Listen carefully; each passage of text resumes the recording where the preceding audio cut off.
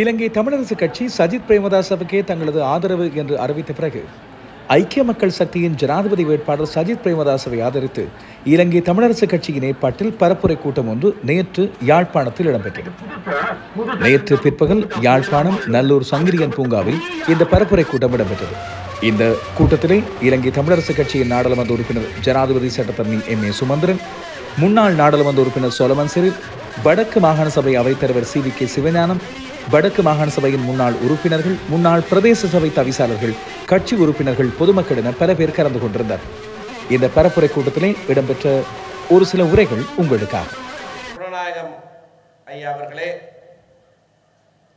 மேடையில் இருக்கின்ற மற்ற கட்சி கிளை தலைவர்கள், முன்னாள் மாகாண சபை, பிரதேச சபை, நகர சபை தவிசாளர்கள், முன்னாள் பாராளுமன்ற உறுப்பினரும் யாழ் மாநகர சபையின் முன்னாள் பிரதி தவிசாளர் மேயருமாகிய அண்ணன் சொலமன் சிறில் அவர்களே, இங்கே பெருந்திரளாக கூடி வந்திருக்கின்ற வாக்காளர் பெருமக்களே, இன்றைக்கு இன்னும் 3 நாட்களிலே நாங்கள் இந்த நாட்டின் ஜனாதிபதியை அடுத்த 5 வருட காலத்துக்கான ஜனாதிபதியை தீர்மானிக்கிற தேர்தலிலே எங்களுடைய கையிலே இருக்கிற அந்த பலமிகு ஆயுதம் என்று சொல்லப்படுகிற வாக்கை உபயோகம் பண்ண போகிறோம். கடந்த ஜனாதிபதி தேர்தலிலே 2019ஆம் ஆண்டு நடந்த ஜனாதிபதி தேர்தலிலே 5 ஆண்டுகளுக்கு குறைந்தது 5 ஆண்டுகளுக்காவது இந்த நாட்டின் ஜனாதிபதியாக தேர்ந்தெடுக்கப்பட்டு விட்டேன் என்று மமதையோடு சிங்காசனம் ஏறிய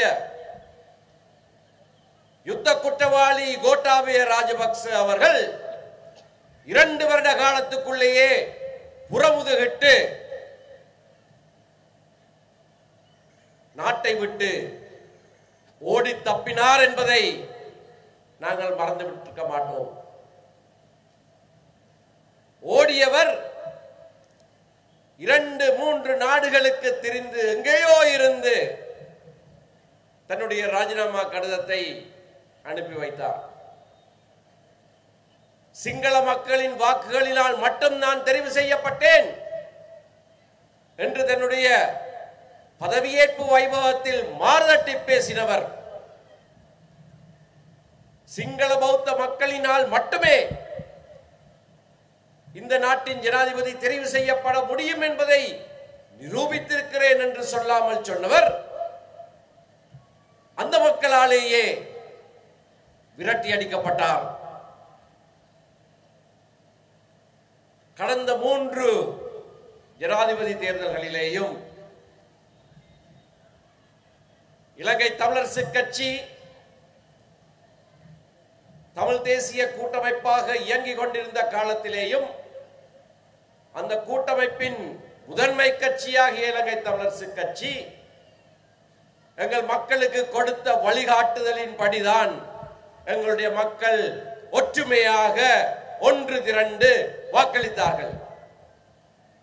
அப்படி வாக்களித்தவர்கள் வெற்றி பெற்றார்களோ தோல்வி அடைந்தார்களோ அது 2வது விடயம். ஆனால் ஒற்றுமையாக யுத்தம் முடிந்த பிறகு நடந்த 3 ஜனாதிபதி தேர்தல்களையும் நாங்கள் தேர்ந்தெடுத்து அறிவித்த வேட்பாளருக்கு எங்களுடைய மக்கள் 80% அளவிலே கூட ஒன்றாக சேர்ந்து ஒற்றுமையாக வாக்களித்திருக்கிறார்கள். அதன் மூலமாக பெரும் செய்தியையும் சொல்லி இருக்கிறார்கள். ஒரு தடவை நாங்கள் ஆதரித்த வேட்பாளர் வெற்றி பெற்றார். 2015ஆம் ஆண்டு மைத்ரிபால சிறிசேன அவர்கள் வெற்றி பெற்றார். அதனால எங்களுக்கு என்ன லாபம் என்று கேட்கிறவர்கள் பலர் இருக்கிறார்கள். ஆனால் அன்றைய காலகட்டத்திலே வாழ்ந்தவர்களுக்கு தெரியும், அவர் ஜனாதிபதியான பிறகு ஒரு சில மாதங்களுக்கு பிறகு பாராளுமன்ற தேர்தல் நடைபெறுகிற போது ஒரு சிறு கூட்டத்திலே இங்கே சிறுபெட்டியிலே நான் பேசிவிட்டு வெளியே வருகிற போது நான் அந்த கூட்டத்திலே பேசினேன். நாங்கள் நினைத்தது எல்லாமே நடந்துவிடவில்லை, ஆனால் சில விடயங்கள் நடக்கின்றன என்று சொன்னபோது ஒரு ஏழை விவசாயி வாசலிலே நின்று அவர் ஷர்ட் கூட அணிந்திருக்கவில்லை, என்னை கையை பிடித்து இழுத்து சொன்னார், ஐயா இதை சொல்றதுக்கு ஏன் தயங்குறீங்கள்? நான் இப்ப வீட்டால வெளியில வாரதுக்கு என்ன ஐசி கொண்டு போக தேவையில்லை, எங்களுக்கு தெரியும் என்ன நடந்திருக்குது. அப்படியான மாற்றங்களை எல்லாம் கண்டோம். முழுமை பெறவில்லை என்பது உண்மை. ஆனால் எங்களுடைய மக்களுக்கு மூச்சு விடுவதற்கு தேவையான அவகாசம் கிடைத்தது. பல ஆயிரக்கணக்கான ஏக்கர் நிலங்கள் விடுவிக்கப்பட்டது. தாயகம் என்று சொல்லுகிறார்கள். தாயகம் எங்கே இருக்கிறது? எங்களுடைய நிலத்திலே இருக்கிறது, எங்களுடைய மக்களிலே இருக்கிறது. அந்த நிலத்திலே எங்களுடைய மக்கள் வாழ்வதிலே தான் அது தங்கி இருக்கிறது. தேசமாக நாங்கள் எழுவோம் என்று சொல்லுகிற போது ஒரு நிலப்பரப்பிலே ஒரு மக்கள் கூட்டமாக நாங்கள் வாழுகிற போதுதான் நாங்கள் தேசமாக இருப்போம். அந்த வாழுகிற உரிமையை நாங்கள் கைப்பற்ற வேண்டுமாக இருந்தால், எங்கள் வசம் வைத்திருக்க வேண்டுமாக இருந்தால், இருக்கிற எங்களுடைய இருப்பையே பாதுகாக்க வேண்டியதாக இருந்தால் பல சூட்சுமங்களை நாங்கள் செய்ய வேண்டியே ஆகும். அதிலே மிகவும் பிரதானமான ஒரு விடயம்தான் நாட்டினுடைய ஜனாதிபதியை தெரிந்தெடுப்பது.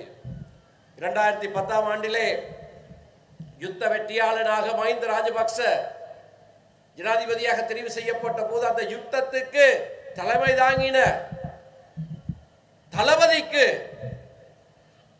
நாங்கள் வாக்களித்தோம், எங்களுடைய மக்கள் வாக்களித்தார்கள். ஒன்று திரண்டு ஒற்றுமையாக வாக்களித்தார்கள்.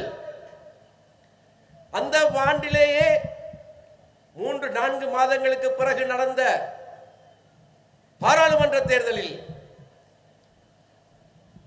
தமிழ் தேசிய கூட்டமைப்புக்கு கிடைத்த வாக்குகளை விட இரட்டிப்பான அளவு வாக்கு சரத் பொன்சேகாவுக்கு எங்களுடைய மக்கள் கொடுத்தார்கள். எங்களுடைய மக்களுக்கு வாக்களிக்க தெரியும். சரத் பொன்சேகாவில் அன்பிலான வாக்களித்தார்கள். எங்களை கொன்று குவித்த ராணுவ தளபதிக்கு எங்களுடைய மக்கள் மதிநுட்பத்தினாலே வாக்களித்தார்கள். ஒரு பெரும் செய்தியை சொன்னார்கள். ஒற்றுமையாகத்தான் வாக்களித்தார்கள். சிங்களவனுக்கு நாங்கள் வாக்களிக்க மாட்டோம் என்று எங்களுடைய மக்கள் மறுத்து புறந்தள்ளி இருக்கவில்லை, பகிஷ்கரிக்கவில்லை. தமிழனுக்கு வாக்களிக்க வேண்டும் என்று சொல்லி சிவாஜிலிங்கத்துக்கு வாக்களிக்கவே இல்லை. அந்த தேர்தலிலேயும் சிவாஜிலிங்கம் போட்டியிட்டார். தமிழ் மக்களுடைய தேசிய அபிலாஷை என்று சொல்லி எங்களுடைய சுயநிர்ணய உரித்தை முன்வைத்து போட்டியிட்டார். எங்களுடைய மக்கள் வாக்களிக்கவில்லை. அதை தவறென்று எந்த மக்களும் எதிர்காலமும் சொன்னதில்லை. ஏனென்றால் அதுக்கு பிறகு அடுத்த தேர்தலிலேயும் வாக்களித்தார்கள். ஒரு மாற்றத்தை கொண்டு வந்தோம். அதுக்கு பிறகு வந்த தேர்தலிலேயும் வாக்களித்தோம். நாங்கள் வாக்களித்த சஜித் பிரேமதாஸ் அந்த தேர்தலிலே வெல்லவில்லை. ஆனால் 2 வருடங்களுக்கு முன்னர் நாட்டிலே மக்கள் போராட்டம் ஒன்று வெடித்து கோட்டாபய ராஜபக்சவை அவரை தெரிவு செய்த சிங்கள பௌத்த மக்களே அடித்து விரட்டிய போது நாங்கள் சொன்னோம், 2 வருடங்களுக்கு முன்னரே நாங்கள் உங்களை எச்சரித்தோமா இல்லையா? எங்களுடைய மக்கள் உங்களுக்கு சொன்னார்களா இல்லையா? இவருக்கு எதிராக ஒட்டுமொத்தமாக திரண்டெழுந்து நாங்கள் வாக்களித்தோமா இல்லையா? சிங்கள தேசம் விழித்துக் கொண்டது. தமிழ் மக்கள் புத்திசாலிகள், தமிழ் மக்கள் மதிநுட்பம் உடையவர்கள், தமிழ் மக்கள் உணர்வு உள்ளவர்கள். ஆனால் அந்த உணர்வை தங்களுடைய மதிநுட்பத்தினாலே வழிநடத்துகிறவர்கள். அவர்களுக்கு தெரிந்திருக்கிறது இந்த முட்டாளால் நாட்டை ஆள முடியாது என்று.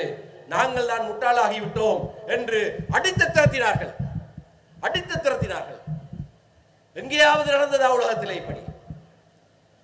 2 வருடங்களுக்கு முன்னர் தான் மிக பெரும்பான்மையாக 65-80 லட்சம் மக்களுடைய வாக்குகளாலே சிறுபான்மை இன மக்கள் எவரும் எனக்கு வாக்களிக்கவில்லை, வேண்டாம் நீங்கள் இருந்து கொள்ளுங்கள், நான் சிங்கள பௌத்த வாக்குகளால் மட்டும் வெற்றி பெற்றவன் என்று சொல்லி வந்த ஜனாதிபதியை அந்த மக்களே விரட்டி அடித்தார்கள்.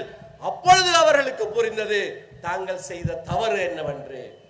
இந்த நாட்டிலே அனைத்து மக்களும் சமபிரஜைகளாக வாழ வேண்டும் என்கின்ற எண்ணம் அன்றைக்கு உதயமாகியது. நான் இதை வெற்று பேச்சாக சொல்லவில்லை, ஒரு உதாரணத்தோடு சொல்லுகிறேன்.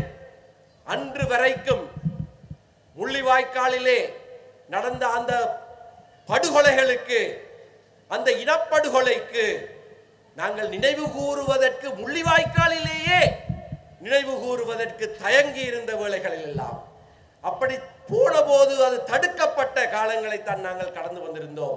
மைத்ரிபால சிறிசேன ஜனாதிபதியாக இருந்த காலகட்டத்திலே மட்டும் அதற்கு ஒரு விதிவிலக்கு இருந்தது. ஆனால் நடக்குமா இல்லையா, தடுப்பார்களா இல்லையா என்று ஏங்கியிருந்த காலத்திலே மக்கள் புரட்சி வெடித்த போது கொழும்பிலே காளிமுகத்திடலிலே முள்ளிவாய்க்கால் நினைவேந்தல் நிகழ்ந்தது. அதை சிங்கள இளைஞர்கள் செய்தார்கள். இந்த மாற்றம் இந்த நாட்டிலே நடந்தது. அந்த மாற்றத்தை அவர்கள் கொண்டு வருகிற போது திரும்ப திரும்ப திரும்ப சொன்னார்கள், தமிழ் மக்களுக்கு விளங்கி இருந்தது, எங்களுக்கு இப்பொழுதுதானே விளங்குகிறது என்று சொன்னார்கள்.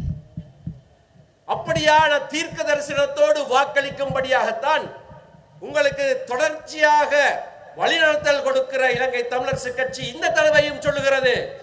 தீர்க்க தரிசனத்தோடு, தூர நோக்கோடு, மதிநுட்பத்தோடு வாக்களியுங்கள். சிங்கள வேட்பாளருக்கு தான் வாக்களிக்க போகிறீர்கள். கடந்த 3 தேர்தல்களிலேயும் சிங்கள வேட்பாளர்களுக்கு தான் வாக்களித்தீர்கள். கடந்த 3 தேர்தல்களிலேயும் உங்களை சிங்கள வேட்பாளர்களுக்கு வாக்களிக்கும்படியாக பிரச்சாரம் செய்தவர்கள், வீதி வீதியாக துண்டு பிரசுரம் கொடுத்தவர்கள், இன்றைக்கு திடீரென்று ஏதோ நேற்றைக்கு தான் திரும்பவும் பிறந்தவர்களைப் போல, இன்றுதான் தமிழர்களாக பிறந்தவர்களைப் போல தமிழனுக்கு வாக்களிக்க வேண்டும் என்று இனவாதத்தை கக்குகிறார்கள்.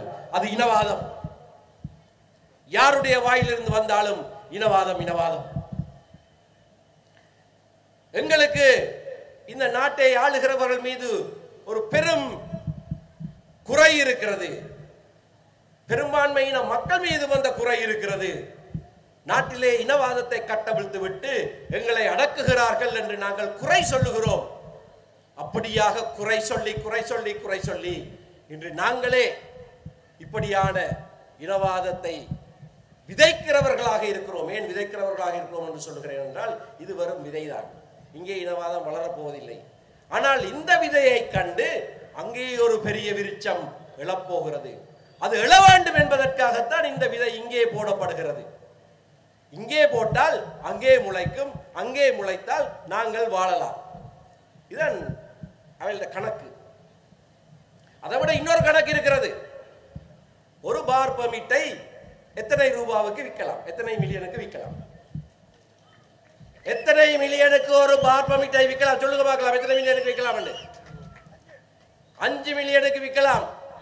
ஒருவர் 7 மில்லியனுக்கு வித்து விட்டார், ஒரு அமைச்சர் 7 மில்லியனுக்கு வித்து விட்டார் என்று சொல்லி எங்களில் ஒருவர் இப்பொழுது வாயை போட்டு அடிக்கிறார். ஐயோ, தெரியாமல் நான் 3 மில்லியனுக்கு கொடுத்து விட்டேனே, தெரிந்திருந்தால் நானும் 7 மில்லியனுக்கு வித்திருப்பேன். இந்த கணக்குகள் தான் இன்றைக்கு நிறைவேறி கொண்டிருக்கின்றன. சற்று முன்னதாக ஒரு செய்தி வந்திருக்கிறது. மன்னாரிலே வைத்து ஜனாதிபதி ரணில் விக்ரமசிங்க ஒரு பாராளுமன்ற உறுப்பினரோடு உரையாடி அவர் ரணில் விக்ரமசிங்கக்கு ஆதரவு என்று சொல்லி இருக்கிறாராம். அந்த பாராளுமன்ற உறுப்பினர் அவர் பார் பெர்மிட்டுக்கு சொந்தக்காரர் என்பது நாங்கள் பல தடவைகளிலே பல கூட்டங்களிலே வெளிப்படையாகவே சொல்லி இருக்கிறோம். அப்படி பலர் இருக்கிறார்கள். எங்களுடைய தலைவர்கள் அப்படி விலை போகிற தலைவர்களாக ஒரு காலமும் இருந்ததில்லை, இனியும் இருக்க போவதில்லை. அதை உறுதி செய்கிற வாக்காளர் பெருமக்கள் தான் நீங்கள். பார் பெர்மிட்டுக்கு விலை போனவர்கள் அதை தமிழ் தேசியமாக மாற்றி மக்கள் முன்பாக பொய் பிரச்சாரம் செய்து அந்த பார் பெர்மிட் கொடுத்தவரை வெல்ல வைப்பதற்கான முயற்சி தான் இது. ஆகையினாலே இதை வாக்காளர்கள் தெளிவாக புரிந்து கொள்வார்கள். விசேடமாக எங்களுடைய மக்கள் இந்த சூட்சுமங்களை தெரிந்து கொள்வார்கள். இல்லாமலா சரத் பொன்சேகாவுக்கு வாக்களித்தீர்கள்? அது தெரிந்து புரிந்து வாக்களிக்கிற ஒவ்வொரு வாக்காளனும் சஜித் பிரேமதாசவுக்கு வாக்களிக்க வேண்டும். அது எங்களுடைய கட்சி மிக மிக ஆழமாக ஆராய்ந்து எடுத்த முடிவு. வெறுமனே நாங்கள் எடுக்கவில்லை. ஆனால் பரஞ்சோதி சொன்னார், 5 கூட்டங்களிலே பேசினோம், 5 கூட்டங்களிலே ஆராய்ந்தோம். இறுதியாக விஞ்ஞாபனங்கள் வந்த பிறகு விஞ்ஞாபனங்களிலேயும் சில பல விடயங்களை வருவித்தோம். விஞ்ஞாபனங்களை ஆராய்ந்து உத்தியோகபூர்வமாக தீர்க்கமான ஒரு முடிவை எடுத்தோம். அந்த முடிவையும் மலினப்படுத்துவதற்கென்று எங்களுடைய பல போராட்டங்களை பல விதங்களிலே பிரித்தெடுத்தவர்கள் இன்றைக்கு எங்களுடைய கட்சிகளையும் பிரித்தெடுத்து, கட்சிக்குள்ளேயும் இருந்து ஆட்களை பிரித்தெடுத்து மக்கள் மத்தியிலே ஒரு கலகத்தை ஏற்படுத்த முனைகிறார்கள், ஒரு சஞ்சலத்தை ஏற்படுத்த முனைகிறார்கள். ஆகையினாலே தான் இந்த தெளிவுறுத்தல் தேவைப்படுகிறது. தீர்க்கமாக எடுத்த முடிவு, இதை நாங்கள் இப்படி சொல்ல வேண்டி இருப்பதே எனக்கு வெட்கமாக இருக்கிறது. கட்சி எடுத்த முடிவு என்றால் ஒரு அறிவிப்போடு அது முடிந்த முடிவு. திரும்ப திரும்ப சொல்லிக் கொண்டிருக்க வேண்டிய அவசியம் இல்லை, மேலும் மேலும் அறிக்கைகள் கொடுக்க வேண்டிய அவசியம் இல்லை, பொதுச் செயலாளர் கையெழுத்து போட்டு கடிதங்கள் அனுப்ப வேண்டிய தேவை இல்லை. ஆனால் இன்றைக்கு அந்த தேவை ஏற்பட்டிருக்கிறது. அது எங்களுடைய கட்சியை மலினப்படுத்துவதற்கும் எங்களுடைய கட்சியை பலவீனப்படுத்துவதற்கும் வெளியிலே இருந்து செய்த சதி வேலைகள், சதிகள் ஓரளவுக்காவது வெற்றி பெற்றிருக்கிறது என்பதுதான் எங்களுடைய ஆதங்கம். ஆனால் அப்படியாக கட்சிக்குள்ளே இருந்து கூட கட்சியை மலினப்படுத்துகிறவர்களுக்கு நீங்கள் தான் சரியான பாடம் புகட்ட வேண்டும். இறுதியிலே ஒரு ஜனநாயகத்திலே மக்கள் தான் சரியான தீர்ப்பை கொடுக்க வேண்டும். மக்கள் கொடுக்கிற தீர்ப்பு தான் நிரந்தரமானதாகவும் இறுதியானதும் அறுதியானதுமாக இருக்கும். ஆகையினாலே இந்த குழப்பங்களை எல்லாம் காண்கிற நீங்கள் இந்த குழப்பங்களுக்கெல்லாம் ஒரு முற்றுப்புள்ளி வைத்து, நாங்கள் மதிநுட்பம் உள்ள தமிழ் மக்கள், நாங்கள் எங்களுக்கு வழிகாட்டுகிற இந்த தாயக கட்சி சொல்லி இருக்கிறபடி, தீர்க்கமான முடிவெடுத்து எங்களுக்கு அறிவித்திருக்கிறபடி, இந்த தேர்தலிலே நான் சொல்லுகிறேன், அடுத்த தேர்தலிலே வேறு முடிவாக இருக்கலாம்.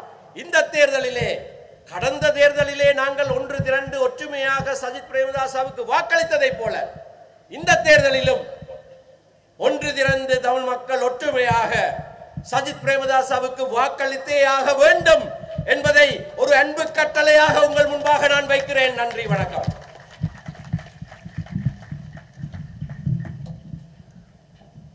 தமிழ் மக்கள் அனைவரும் எதிர்வரும் ஜனாதிபதி தேர்தலில் ஒற்றுமையாக நின்று சஜித் எங்கள் பகைவர் எங்கோ ஓடி மறைவர், இங்குள்ள தமிழர்கள் ஒன்றாதல் கண்டு பொங்கு தமிழுக்கோர் இன்னல் நேர்ந்தால் சங்காரம் இதுவென்று முழங்கியது ஒரு சங்கு. என்று அந்த சங்கு எல்லோருக்கும் அபாய சங்காக மாறியிருக்கிறது. இலங்கை தமிழரசு கட்சியினுடைய தீர்மானத்தை முன்கொண்டு செல்வதற்கு இன்று எங்களுடைய கட்சியினரால் ஜனாதிபதி தேர்தலில் போட்டியிடுகின்ற சஜித் பிரேமதாச அவர்களை ஆதரித்து ஏற்பாடு செய்யப்பட்டிருக்கின்ற இந்த கூட்டத்தில் கலந்து சிறப்பித்துக் கொண்டிருக்கின்ற மேடையிலே வீட்டிருக்கின்ற பெரியோர்களே, அன்புக்கும் பாசத்துக்கும் உரிய எங்கள் தாய் தமிழ் உறவுகளே, உங்கள் அனைவரையும் வணங்குகின்றேன். இன்றைய ஜனாதிபதி தேர்தல் அறிவிக்கப்பட்டிருக்கிற நிலையிலே எங்களுடைய தமிழ் தரப்பிலிருந்து பொது வேட்பாளர் என்கின்ற பெயரிலே ரணில் விக்ரமசிங்க அவர்களுடைய முகவர்கள் இங்கு பணியாற்ற தொடங்கி இருக்கிறார்கள். அதிலே பலிக்கடாவாகி இருக்கின்ற அரியநேந்திர விக்ரமசிங்க, அதற்கு எங்களுடைய மத்தியிலிருந்து துணை போகின்ற ஸ்ரீ விக்ரமசிங்க, சுரேஷ் விக்ரமசிங்க, விக்னேஸ்வர விக்ரமசிங்க, இந்த விக்ரமசிங்கவினுடைய முகவர்கள் தாங்கள் வாங்கியதற்காக, தாங்கள் நக்கியதற்காக, தாங்கள் பெற்ற சலுகைகளுக்காக சஜித் பிரேமதாச அவர்களுக்கு வாக்குகள் சென்றுவிடக்கூடாது என்பதற்காக தாங்களும் ஏதோ செய்ய வேண்டும், அது தமிழ் மக்களுக்கு தெரியாமல் செய்ய வேண்டும் என்கின்ற ரீதியிலே சஜித் பிரேமதாஸ் அவர்களுக்கு கிடைக்கக்கூடிய வாக்குகளை பொது வேட்பாளர் என்று சொல்லி அவருக்கு நாங்கள் கிடைக்க செய்கிறோம் என்று ரணில் விக்ரமசிங்கவுக்கு நன்றி கடன் செலுத்துகின்ற ரணில் விக்ரமசிங்க அண்ட் கம்பெனியை நீங்கள் தெளிவாக இனங்கண்டு அவர்களை இந்த தேர்தலுடன் அல்ல, எதிர்வருகின்ற தேர்தல்களிலும் அவர்களுக்கு தகுந்த பாடம் புகட்ட வேண்டும் என்ற செய்தியை இந்த இடத்திலே சொல்லி வைக்க விரும்புகின்றேன். நாங்கள் எதிர்ப்பை காட்டப் போகிறோமா? எதிர்ப்பு சர்வதேசத்துக்கு செய்தி சொல்ல போகிறோமா? எங்களுடைய வடக்கு கிழக்கிலே 22 பாராளுமன்ற உறுப்பினர்களை நாங்கள் தெரிவு செய்த போது சொல்லாத செய்தி, வடக்கு மாகாண சபை தேர்தலிலே 80% மேல் வாக்களித்து மாகாண சபை அமைத்த போது சர்வதேசத்துக்கு சொல்லாத செய்தி புதிதாக இவர்கள் சொல்ல போகிறார்களாம். நாங்கள் கொத்து கொத்தாக கொத்து குண்டுகளால் கொல்லப்பட்ட பொழுது, பல லட்சம் மக்கள் கொல்லப்பட்ட பொழுது, காணாமல் ஆக்கப்பட்ட பொழுது கண்டுகொள்ளாத சர்வதேசம், எங்களுடைய சகோதரர்கள் முட்கம்பி வேலிகளுக்குள்ளே அடைக்கப்பட்டிருந்த பொழுது கண்டுகொள்ளாத சர்வதேசம், நாங்கள் தேர்தலிலே பொது வேட்பாளருக்கு ஆதரவு அளிப்பதன் மூலம் ஏதோ செய்தி சொல்ல போகிறார்கள் என்று போலி பிரச்சாரங்களை செய்து வருகிறார்கள். இவர்களுக்கு வருகின்ற 21ஆம் தேதி தகுந்த பாடம் கற்பிக்க எங்களுடைய மக்கள் தயாராகி விட்டார்கள் என்ற செய்தி எங்களுடைய காதுக்கு எட்டிக் கொண்டிருக்கிறது. சர்வதேசத்திற்கும் சிங்கள தேசத்திற்கும் தாங்கள் செய்தியை சொல்ல போகிறோம், எதிர்ப்பை காட்டப் போகிறோம் என்று வீரவசனம் பேசிக்கொண்டு திரிகின்றவர்களின் முகத்திலே கரி பூச நீங்கள் தயாராக வேண்டும். எங்களுடைய பொது வேட்பாளர் காட்டுகின்ற எதிர்ப்பு சர்வதேசத்துக்கு செய்தியை சொல்ல போகுதாம், சிங்கள தேசத்துக்கு செய்தியை சொல்ல போகுதாம். சிங்கள தேசத்திலே மீண்டும் ஒரு இனவாதம் கொண்ட ஒரு அரசாங்கத்தை அரங்கேற்றுவதற்காக, நிறுவுவதற்காக எங்களுடைய மத்தியிலே இருந்து பணியாற்றி கொண்டிருக்கிறார்கள். இவர்களை நீங்கள் நன்கு புரிந்து கொள்ள வேண்டும்.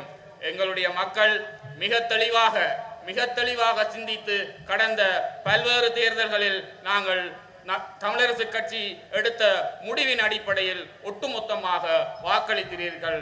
அந்த காரியத்தை இந்த தடவையும் நீங்கள் செய்ய வேண்டும். எங்களுடைய பொது வேட்பாளர் 21ஆம் தேதிக்கு பின்னர் அவர் எத்தகைய வேட்பாளர் என்பதை நீங்கள் அவர்கள் சொல்லும் செய்தியை விட மேலதிகமாக நீங்கள் சொல்ல வேண்டும். எதிர்ப்பை காட்டுகிறோம், புறக்கணிக்கிறோம் என்ற கோஷங்களுக்கு நீங்கள் அடிபணிய கூடாது. எதிர்ப்பு காட்டுவது சர்வதேசத்துக்கு செய்தி சொல்லுவது. முப்படைகளையும் கொண்டு மிகப்பெரிய ராசதானியை அமைத்து மிக பெரும் போராட்டத்தை நடத்திய அதிமேதகு தலைவர் வேலுப்பிள்ளை பிரபாகரன் காட்டாத எதிர்ப்பை இந்த ஆரியநேந்திர விக்ரமசிங்க சர்வதேசத்துக்கும் சிங்கள தேசத்துக்கும் காட்டப் போகிறாரா என்ற செய்தி உங்கள் மனங்களிலே எழ வேண்டும். எங்களுடைய மக்களின் பிரதான ஒரே ஒரு தாய் கட்சியாக அன்று தொடக்கம் இன்று வரை உங்களுடைய மனங்களிலே பதிந்திருக்கின்ற இலங்கை தமிழரசு கட்சி சஜித் பிரேமதாசவை ஆதரிக்கிறது. அந்த கட்சியினுடைய தீர்மானத்தை வரவேற்றவனாக, மானிப்பாய் தொகுதியினுடைய இலங்கை தமிழரசு கட்சியினுடைய தலைவராக அந்த தீர்மானத்தை இந்த இடத்திலே நான் வழிமொழிகின்றேன். எங்களுடைய மக்கள் மிக தெளிவாக உயரிய சிந்தனையுடன் ஒருமித்த கருத்தொற்றுமையுடன் நாங்கள் அனைவரும் சஜித் பிரேமதாஸ் அவர்களுடைய சின்னத்தின், உங்களுக்கு தெரியும் டெலிபோன் சின்னம் என்று சொல்லுவார்கள். நீங்கள் வாக்குச்சீட்டிலே போய் ஹேண்ட்போன் சின்னத்தை தேடக்கூடாது, அதுவும் இருக்குது. அதில் ரணில் விக்ரமசிங்கவின் நரித்தனங்களின் ஏற்பாடுகளில் அதுவும் ஒன்று. டெலிபோன் ஒன்று கட்டினால் சனமெல்லாம் போய் ஹேண்ட்போனுக்கு போடும், ஹேண்ட்போனும் அதில் இருக்கு. நீண்ட வாக்குச்சீட்டின் அடிப்பகுதியில் பார்த்தீர்களா இருந்தால் டெலிபோன் சின்னம், பழைய டெலிபோன் உங்களுக்கு தெரியும், அந்த இலக்கத்தை சுத்தி விட்டுட்டு காதில் வைக்கிற டெலிபோன், அந்த சின்னத்துக்கு நேரே மட்டும் புள்ளடி இட்டால் மட்டும் போதுமானது. ஏனைய இந்த கூத்தாடிகள் கத்துவதை போல 1 2 3 போடுங்கோ, 1க்கும் 2க்கும் போடுங்கோ, இந்த கதைகள் எல்லாம் எங்களுடைய தமிழரசு கட்சி ஆதரவாளர்களுக்கு, எங்களுடைய மக்களுக்கு அது ஒன்றுமே தேவையில்லை. டெலிபோன் சின்னத்துக்கு நேரே புள்ளடி இட்டால் மட்டும் போதுமானது. எங்களுடைய இலங்கை தமிழரசு கட்சியினுடைய அந்த கொள்கை பிரகடனத்தை நீங்கள் முழுமையாக அமுல்படுத்தி வருகின்ற 21ஆம் தேதி நள்ளிரவுக்கு பிறகு இலங்கை ஜனநாயக சோசலிச குடியரசின் அதிமேதகு ஜனாதிபதியாக சஜித் பிரேமதாசா அவர்கள் அறிவிக்கப்படுவார். அது தமிழ் மக்களுடைய எங்களுடைய மக்களுடைய வாக்குகளால் மேலோங்கி வெற்றி பெறுவார் என்ற செய்தியை பல ராசதானிகளையும் கொண்டு இயங்கிய இந்த சங்கிலியன் கால் பதித்த மண்ணிலிருந்து இலங்கை தமிழரசு கட்சியின் தொண்டனாக உங்கள் அனைவரிடத்தையும் கேட்டு விடைபெறுகின்றேன். நன்றி, வணக்கம். சங்கிலியன் நடமாடிய பூமியிலிருந்து உங்கள் வாக்குகளை எப்படி செலுத்த வேண்டும், யாருக்கு செலுத்த வேண்டும் என்பதை மிகவும் இன விடுதலைக்காக உயிர் நீத்த உறவுகளை மனதில் கொண்டு இன்றைய தேர்தல் பரப்புரை கூட்டத்துக்கு வருகை தந்திருக்கும் கௌரவ பாராளுமன்ற உறுப்பினர் அவர்களே, அவைத்தலைவர் அவர்களே, மேடையில் வீட்டிற்கும் பெரியோர்களே, அன்புக்கினிய வாக்காளர் பெருமக்களே, உங்கள் அனைவருக்கும் இந்நேர வணக்கம். உண்மையில் இலங்கை தமிழரசு கட்சியானது தீர்க்க தரிசனமான தலைவர்களை கொண்டு தொடர்ச்சியாக பயணித்து வருகின்றது. நான் நினைக்கின்றேன் இன்றும் அவ்வாறான ஒரு தலைவர் எங்கள் மத்தியில் இருந்து கொண்டிருக்கின்றார். நான் நினைக்கின்றேன் இந்த பொது வேட்பாளர் பிரச்சனை வருகின்ற பொழுது இந்த பொது வேட்பாளர் தமிழ் இனத்துக்கு மிகவும் ஒரு சாபக்கேடானது என்பதை எங்களுடைய அவைத்தலைவர் CVK சிவஞானம் ஐயா தான் முதலாவதாக பத்திரிகை வாயிலாகவும் ஊடகங்கள் வாயிலாகவும் மக்களுக்கு அறிவித்திருந்தார். இன்று அவர் இந்த மேடையிலே வீற்றிருக்கின்றார். காரணம், நாங்கள் எங்களுடைய மக்களை சரியான பாதையிலே கொண்டு செல்வதற்காக சரியான தீர்மானங்கள் எடுக்க வேண்டியவர்களாக இருக்கின்றோம். அந்த வகையில் தான் அடுத்ததாக நாங்கள் யாரை ஆதரிக்க வேண்டும், எவ்வாறானவர் ஆதரிக்க வேண்டும் என்ற தீர்மானத்தை எங்களுடைய கௌரவ பாராளுமன்ற உறுப்பினர் MA சுமந்திரன் சார் அவர்கள் எடுத்திருக்கின்றார்கள். மிகவும் தீர்க்கமான எங்களுடைய இனத்தை சரியான பாதையிலே துரோகிகள் என்ற பட்டத்துக்கு அஞ்சாது, துரோகிகள் என்ற பட்டத்து சேறுபூசலுக்கு அஞ்சாது எங்களுடைய இனம் பாதுகாக்கப்பட வேண்டும் என்று துணிந்து கட்சிக்குள்ள உள்ள சிலருடைய அல்லது புலம்பெயர் தேசத்தில் உள்ளவர்கள் எதிர்ப்புகளுக்கு மத்தியிலும் இந்த தீர்மானத்தை எடுத்த 2 தலைவர்களும் எங்கள் மத்தியில் இருக்கின்றார்கள். அந்த தலைவர்களுடைய தீர்மானம் நிச்சயமாக எங்களுடைய மக்களுக்கு விளங்கும். எங்களுடைய மக்கள் அந்த தீர்மானத்தை ஏற்றுக்கொள்வார்கள். இந்த பாரிய பிரச்சனையிலிருந்து 22ஆம் தேதி எங்களுடைய அபிலாசைகளை நாங்கள் கைவிட்டு விட்டோம் என்ற செய்தியை கூறப்போகின்றோமா, இல்லை இன்றும் நாங்கள் எங்களுடைய இன விடுதலைக்கான செய்தியுடன் தான் இருக்க போகின்றோமா என்பதை நாங்கள் சஜித் பிரேமதாசா அவர்கள் ஜனாதிபதியாக வென்றால் கைவிடவில்லை என்ற செய்தி நிச்சயமாக இருக்கும். இல்லை மாறி எங்களுடைய வாக்குகளை உடைத்து யாரோ ஒருவரை வெல்ல வைக்க வேண்டும் என்ற அந்த அணியினருக்கு வாக்குகள் கிடைத்தால், இத்தனை வேடமாக நாங்கள் போராடியது, இந்த 2009 வரை எமது இனத்தை இழந்தது, அதற்கு பின்னர் நாங்கள் ராஜதந்திரியாக போராடிய அனைத்து போராட்டங்களும் வீணாகும் வீணாகும் வீணாகும். இந்த போராட்டங்கள் எங்களுடைய 80 வருட கால போராட்டத்தை ஒரு வாக்குடன் நாங்கள் சிதவடைக்க போகின்றோமா, அல்ல அதை சிதவடைக்க வேண்டும் என்று சிந்திக்கின்ற இன்றைக்கு நாங்கள் சொல்லுவோம், விடுதலை புலிகளை ரணில் உடைத்தார், தமிழ் தேசிய கூட்டமைப்பு ரணில் உடைத்தார். இன்று ரணில் விக்ரமசிங்க அவர்கள் தமிழ் மக்களுடைய சுயநிர்ணய கோரிக்கையை உடைப்பதற்காக இறக்கிய அந்த சங்கு சின்னம் ஓரளவு வாக்காது புறமாக இருந்தால் எங்களுடைய தியாகங்கள் வீணாகும். நாங்கள் சிவாஜிலிங்க மன்னனுக்கு கிடைத்த வாக்குகளை விட மிக சொற்பமான அளவு வாக்கள் கிடைத்தால்தான் எங்களுடைய மாவீரர்களது அந்த தியாகங்கள், அவர்கள் எதற்காக இந்த உயிர் தியாகம் செய்தார்களோ அந்த தியாகங்கள் ஈடேறும். இல்லை என்று சொன்னால் 80 வருடத்துடன் மக்கள் வடக்கு கிழக்கு இணைக்க விரும்பவில்லை, மக்களை காணாமல் போனவர் பற்றி கவலைப்படவில்லை, மக்கள் அரசியல் கைதை பற்றி கவலைப்படவில்லை, தமிழ் மக்கள் இன விடுதலை பற்றி கவலைப்படவில்லை என்ற செய்தியை சொல்லுவதற்காக இவர்கள் களமிறங்கியிருக்கிறார்கள்.